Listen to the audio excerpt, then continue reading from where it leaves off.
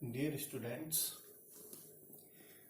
today's our topic is components of computer system. So first, we discuss what is computer. The basic definition of the computer is computer. It takes the data as an input. After processing, provide the data as output. Simple definition. The computer is an electronic machine which takes the data as input and after processing provide the output. But इस type की definition के according हमारे पास और बहुत सारी devices हैं जो electronic device हैं, इनपुट भी लेती हैं, प्रोसेसिंग के बाद हमें आउटपुट भी देती हैं. बट मेन डिफरेंस क्या है अदर डिवाइसेस में और कंप्यूटर में? तो उसके लिए हमें जाना पड़ता है दूसरी डेफिनेशन पर. एक डेफिनेशन हमारी कंप्लीट तब बनती है जैसे हम बोलते हैं ये बात ठीक है कि computer is an electronic device, ठीक, it takes the data as input, ठीक, after processing provide the output, good. But जब तक हम इसमें एक लाइन और नहीं जोड़ते हैं कि which is perform the arithmetic and logical operations, क्योंकि सिर्फ यही दो वर्ड्स हैं जो कंप्यूटर को एक्चुअल में कंप्यूटर बनाते हैं, अर्थमेटिक एंड लॉजिकल ऑपरेशंस.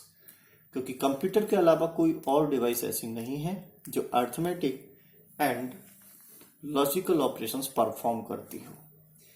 केवल अर्थमेटिक ऑपरेशंस परफॉर्म हो जाते हैं, कैलकुलेटर में होता है, साइंटिफिक कैलकुलेटर है चाहे सिंपल कैलकुलेटर है, कैलकुलेशन डिवाइसेस में अर्थमेटिक ऑपरेशंस यूज करते हैं, बट लॉजिक ऑपरेशन उसमें आप परफॉर्म नहीं कर सकते.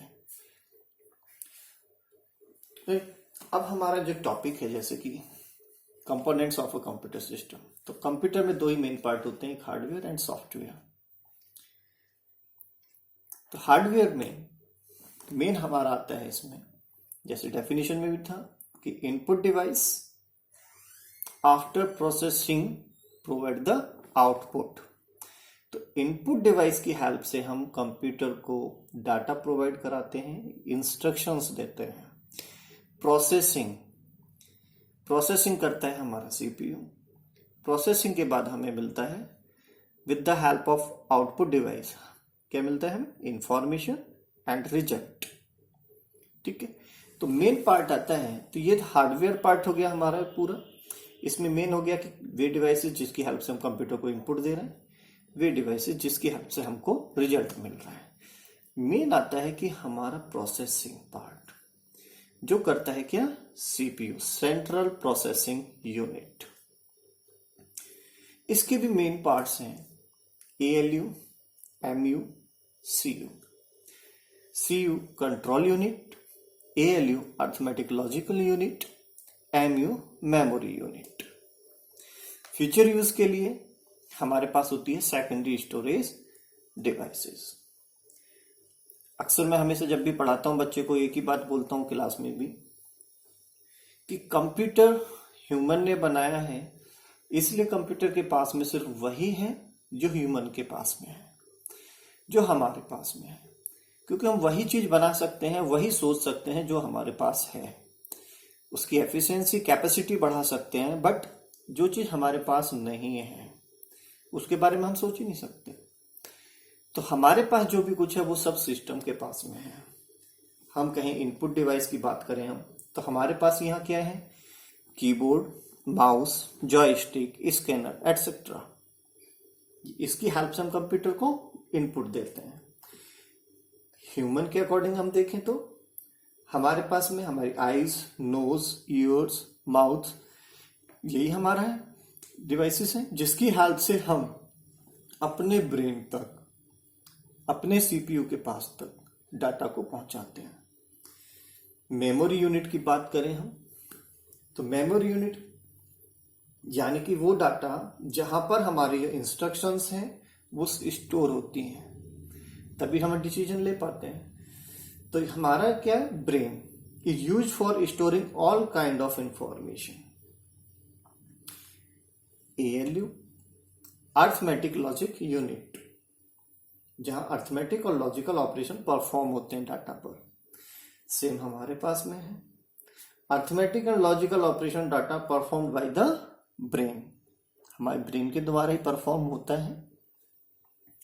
कि control unit CU, CU controls the functioning of all the components of a computer, same as brain controls the functioning of the entire body। जैसे हमारी पूरी बॉडी को हमारा ब्रेन कंट्रोल करता है, वैसे ही पूरे कंप्यूटर की कैलकुलेशंस में ऑपरेशंस को हमारा सीपीयू कंट्रोल करता है, सीयू कंट्रोल करता है। तो कंट्रोल यूनिट का काम है केवल कंट्रोलिंग करना। हमारा ब्रेन में, ब्रेन ही है जहां हमने कहा मेमोरी हमारे ब्रेन में है, प्रेजेंट में जो वर्क कर रहे हैं, ब्रेन हमारा कंट्रोल भी कर रहा है, ब्रेन हमारा अर्थमेटिक और लॉजिकल ऑपरेशन भी परफॉर्म कर रहा है। तो ब्रेन हमारे कंप्यूटर में क्या है, सीपीयू, उसके फर्दर पार्ट्स हमने डिवाइड किए हुए हैं। तो एएलयू जो है हमारा अर्थमेटिक लॉजिकल यूनिट, ये वो प्लेस है एक्चुअल में जहां पर कैलकुलेशन होती है। रियल एग्जीक्यूशन जो होता है वो हमारा एएलयू के पास होता है।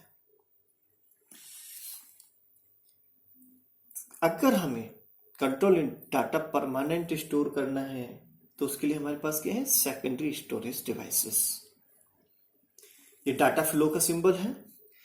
सीपीयू से इनपुट डिवाइस के लिए आपका नहीं आता है डाटा, इनपुट डिवाइस से डाटा गया सीपीयू के पास, उसमें सीयू कंट्रोल यूनिट कंट्रोल करेगी, तो कंट्रोल यूनिट से एएलयू, एएलयू से कंट्रोल यूनिट डाटा ट्रांसफर होता है। ऐसे ही सीयू से एमयू, एमयू से सीयू, सीयू से सेकेंड स्टोरेज डिवाइस, नीड है तो सेकेंड स्टोरेज डिवाइस से कंट्रोल यूनिट। हम डाटा शेयर करते हैं इसमें आपस में, बल्कि हम कह सकते हैं यहां ऐसे ही हमारा जब कैलकुलेशन होगी, प्रोसेसिंग होगी, प्रोसेसिंग के बाद हमारा डाटा गया आउटपुट यूनिट के पास में, जहां हमें इंफॉर्मेशन रिजल्ट मिलता है। वन बिट डाटा ट्रांसफर होता है हमारे यहां भी। तो मेन बात आती है अब हमारी इसमें कि पार्ट्स हमारे मेन जो यूज होते हैं वो 4 पार्ट्स यूज होते हैं। कंप्यूटर के 4 कंपोनेंट्स हैं। पहला input unit, second output, third storage devices, and fourth one processing unit, that is CPU, right. तो नेक्स्ट चैप्टर में हम पढ़ेंगे input devices and output devices. अभी हम डिस्कस करते हैं केवल सीपीयू की बात करते हैं, एएलयू, सीयू एंड एमयू। तो arithmetic logical unit is the components of CPU which performs the arithmetic and logical operations।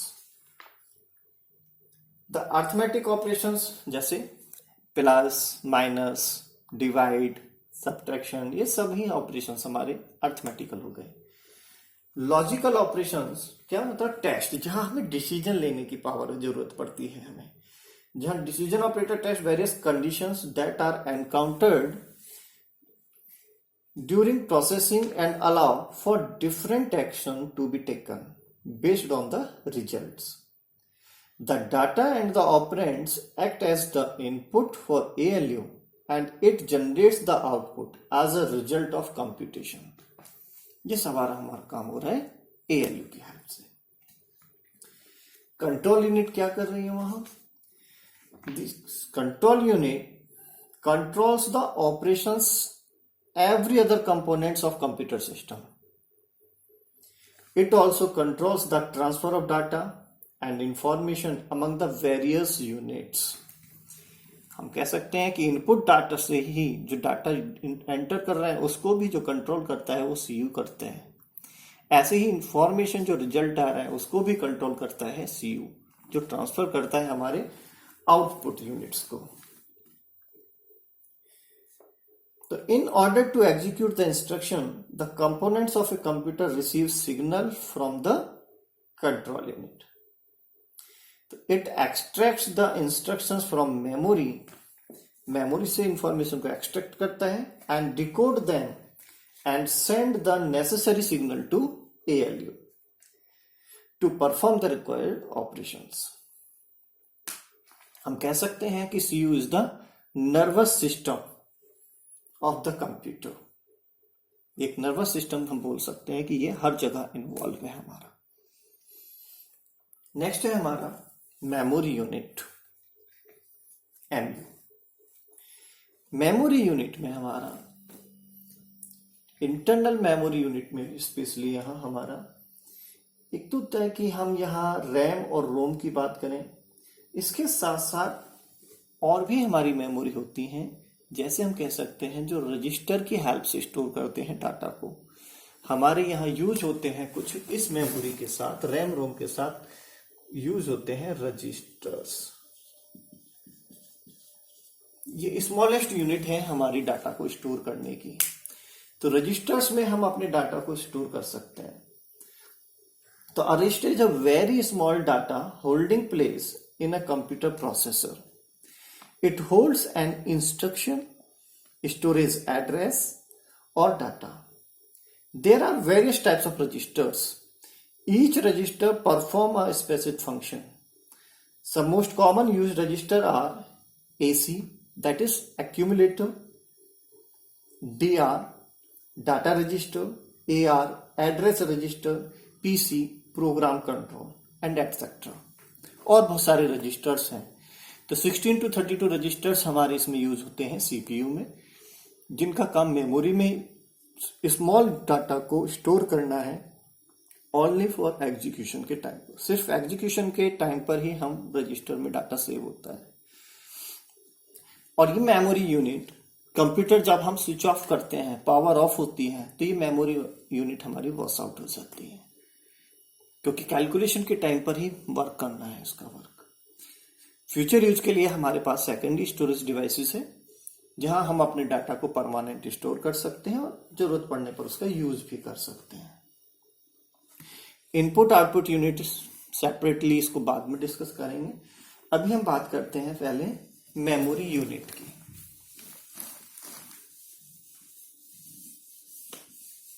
Memory unit यानी कि प्राइमरी मेमोरी की बात करते हैं हम इसमें।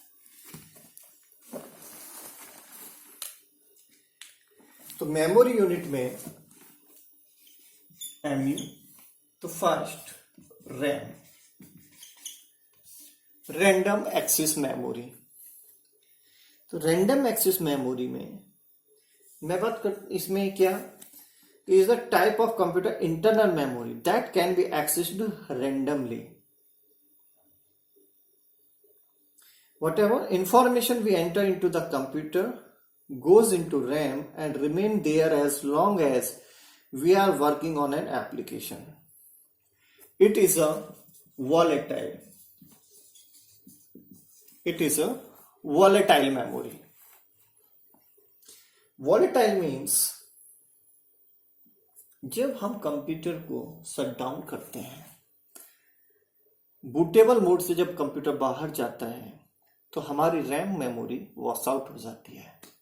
That is a volatile. उसमें कोई डाटा नहीं रहता, सारा डाटा हमारा वॉश आउट हो जाता है, डिलीट हो जाता है, क्योंकि ये टेम्परेरी मेमोरी है, वॉलेटाइल मेमोरी। डाटा इसमें ओवर रिटेन होता है, साथ में जब अगर हम एग्जीक्यूशन कर रहे हैं कॉन्स्टेंटली ओवर रिटेन होता है न्यू डाटा की हेल्प से। सेम है जैसे हम वर्क कर रहे हैं, इसी बोर्ड पर हमने लिखा, पहले जो डाटा था हमने उसको वॉश आउट कर दिया। जब हम टॉपिक आगे बढ़ाया, फिल होने के बाद बोर्ड को हमने आगे टॉपिक बढ़ाया, तो हमने क्या किया, पहले उसको इरेज किया, देन हमने फिर से लिखना शुरू किया। यही सेम काम हमारा रैम में भी होता है कि रैम में केवल वही मेमोरी एलोकेट होती है, उसी प्रोग्राम के लिए मेमोरी एलोकेट होती है जो प्रेजेंट में वर्क कर रहा है। जिसका वर्क कंप्लीट होता है उसको वॉश आउट कर दिया जाता है, उसके ऊपर दूसरे डाटा को राइट कर दिया जाता है। रैम के टाइप्स हैं हमारे इसमें D RAM, dynamic random access memory, S RAM, static random access memory, S D RAM, synchronous dynamic random access memory, DDR, बहुत फेमस और मोस्टली यूज होती है हमारी DDR, double data rate memory, double data rate memory, SD RAM, यानी कि dynamic RAM, it store data temporary, क्योंकि RAM का part है टेम्परेरी, सारी ही है हमारी। तो temporary as the data is lost when the power supply is suspended, it needs to be refreshed periodically in order to retain data. In static में क्या है, जैसे यहाँ पीरियोडिकली हमें इसको रिफ्रेश करना पड़ता है, वैसे हमें स्टैटिक मेमोरी को पीरियोडिकली रिफ्रेश करने की जरूरत नहीं पड़ती है। डाटा यहां भी लॉस होता है ऑफ करने के बाद, क्योंकि रैम का पार्ट है सभी। रैम के टाइप्स हैं। SD RAM synchronous, it uses synchronous interface to transmit large amount of data at high speed. So this improves the efficiency of a computer as data is delivered in a shorter duration. DDR, it is majorly used Intel Pentium 4 में। जब से Pentium 4 आया तब हमसे हमारा DDR use होना शुरू हुआ। आगे इसके फर्दर डिवाइडेशन है DDR1, DDR2, that is it requires less power and has a speed which is double then of a SD RAM. SD RAM fast थी, बट इससे भी डबल स्पीड DDR में। जैसे जैसे इसका वर्जन बढ़ता गया है वैसे वैसे ही उसकी स्पीड इंक्रीज होती गई, स्पीड बढ़ती जा रही है। सेकंड हमारा रैम के बाद आता है मेमोरी यूनिट में पार्ट होता है रोम।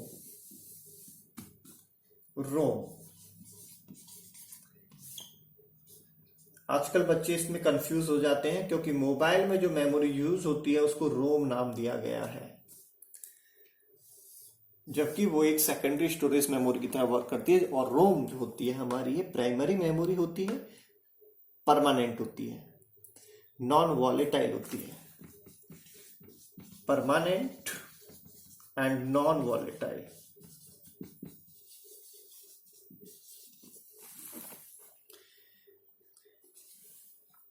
इसमें डाटा परमानेंट स्टोर होता है, बट इसमें हम ये अनचेंजेबल, हम इसमें कोई चेंज नहीं कर सकते।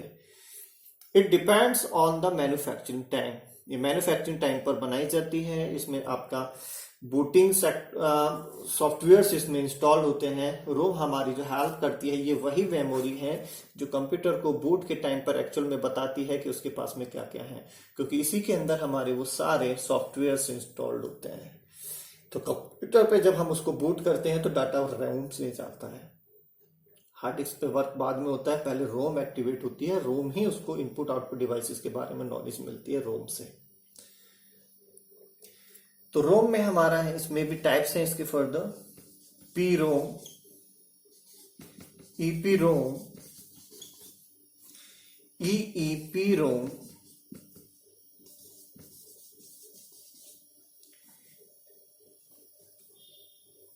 अब लास्ट में एक और बोलने लगे हैं flash. PROM, programmable read only memory. It can be programmed only once, that is at the time of manufacturing and can not be modified later. PROM provides a faster and less expensive approach for storing. EPROM, erasable programmable read only memory, सिर्फ read कर सकते हैं, read only memory. तो it can B erased and programmed repeatedly with the help of specialized software. The content stored on the chip can be erased by exposing it to ultraviolet rays. इसको erase किया जा सकता है, but specialised software की जरूरत पड़ती है, हम उसे नहीं कर पाते, नॉर्मल यूजर उसे यूज नहीं कर सकते हैं। Electronically erasable programmable read only memory, इसमें इस डाटा को इरेज करते हैं, किया जा सकता है, रीप्रोग्राम्ड किया जा सकता है। इसमें क्या है, क्योंकि it also has the provision of selective removal, which means we can erase the particular data byte by byte instead of erasing it completely. यहां क्या था कि इरेजेबल थी, बट वहां क्या था, पूरी मेमोरी इरेज होती थी इसमें, जबकि हम सेलेक्टेड पोर्शन को बाइट बाय बाइट इरेज कर सकते हैं. फ्लैश मेमोरी लास्ट, इसमें flash memory, it is a special type of EEPROM which maintain the stored information even without a power source. It contents can be erased and programmed into big section, making it faster than the regular EEPROM. Flash memory, being durable, is majorly used in memory cards, mobile phones, MP3 players, etc. इसके साथ एक हमारी एक छोटी सी एक और memory होती है जो हमारा स्पेशल वर्क करती है वहां, जिसको हम बोलते हैं cache memory. Cache memory, cache memory high speed memory होती है, which can either be inserted on a motherboard और made a part of the CPU. Motherboard के पार्ट पे भी हम उसको रख सकते हैं, रखा जाता है, कुछ मैन्युफैक्चरिंग कंपनीज रखती हैं और कुछ उसको सीपीयू के पार्ट पर रखती हैं. तो the CPU use cache memory to store instructions that are repeatedly required to run programs, thus improving the overall system speed. तो सिस्टम की स्पीड को बढ़ाने के लिए मेन हमारा कैच मेमोरी का यूज किया जाता है, क्योंकि हम इसमें जो भी डाटा हम यूज करते हैं उसकी एक ये हिस्ट्री बनाकर रखता है, और जब हम उसे फिर से कभी यूज करते हैं डाटा को, तो वो कैच मेमोरी से ही उस डाटा को उठा लेता है. मोबाइल में सबसे ज्यादा आज की डेट में आप यूज करते हैं, और सब जानते भी होंगे कि जब हम इसमें कोई भी हम सर्च करते हैं हिस्ट्री, तो नेट सर्फिंग यूज करते हैं, तो वेबसाइट जो भी ओपन करते हैं, जो भी डाटा एक्सेस कर रहे होते हैं, वो कैच मेमोरी में सेव होता चला जाता है. तो जब हम उसको फिर से ओपन करते हैं, रीयूज करते हैं, तो क्या सीपीयू के पास में वो डायरेक्ट कैच मेमोरी से उठा लेता है, ना कि उस पर्टिकुलर वेबसाइट पर जाने की जरूरत होती है उसको.